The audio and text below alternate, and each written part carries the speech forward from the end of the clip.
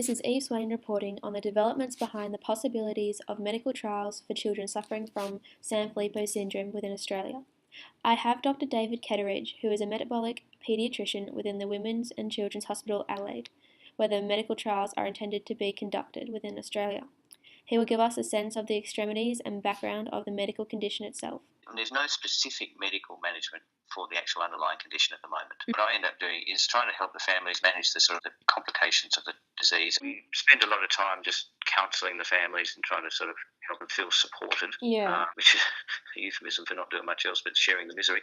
So, like the kids with Sanfilippo, it's a dementia. They can develop seizures. We don't have drugs that will prevent the dementia, unfortunately. We can assist in reducing the seizures. And then their behaviour is notoriously terrible because the kids eventually lose the ability to walk as well. With these kids, when they're active, they often have to modify the house, put locks on the doors. Otherwise, kids get up in the middle of the night, run around and just run out in the street. It's just horrible. And that age can be 2 or 3, but it may be 18, 19, 20, and possibly even later. Of course, the problem is often they're not diagnosed until they're 4 or 5. Yeah. And by that stage, they've got a brother or sister, and it's autosomal recessive, so it's a 1 in 4 chance that that child might have it as well. So this year, there will be some gene therapy trials started. What people are trying there is to get a modified virus, take out all the nasty bits, and then stick the gene you want into that virus and then pop the virus into the patient. And hopefully the virus then delivers the gene to enough cells within the patient's brain and everywhere else to prevent the disease. I have also got Michelle Berg from Abeona Therapeutics, who will help give a deeper insight into the developments of medical trials within Australia. The gene therapy trial, this is the one that's at Nationwide Children's Hospital. It's sponsored by Abeona Therapeutics.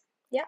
And that has initiated. There have been 3 individuals, 3 children that have been enrolled already. That's an important milestone in the progression of this research. So the subsequent sites would again be in Adelaide, Australia. Yeah.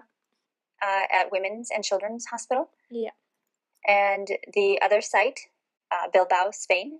And that is at Cruces Hospital. There will be approximately 6 to 9 individuals, so 6 to 9 children at each location that will be enrolled or screened and enrolled, rather.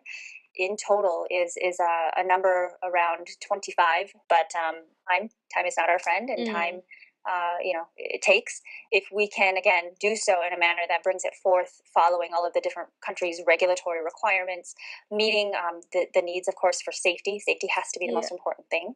If we can do so in a manner that saves some time, we understand what that translates to, what that could mean. We do believe that potentially the payoff is there. Could you provide us some sort of timeline to when Australian kids' trials would be coming to Australia? What we're doing right now, we're working with the regulatory bodies there in Australia. Yeah. It's a slightly different process to make sure that we are following what is required in Australia. We're also working with the site.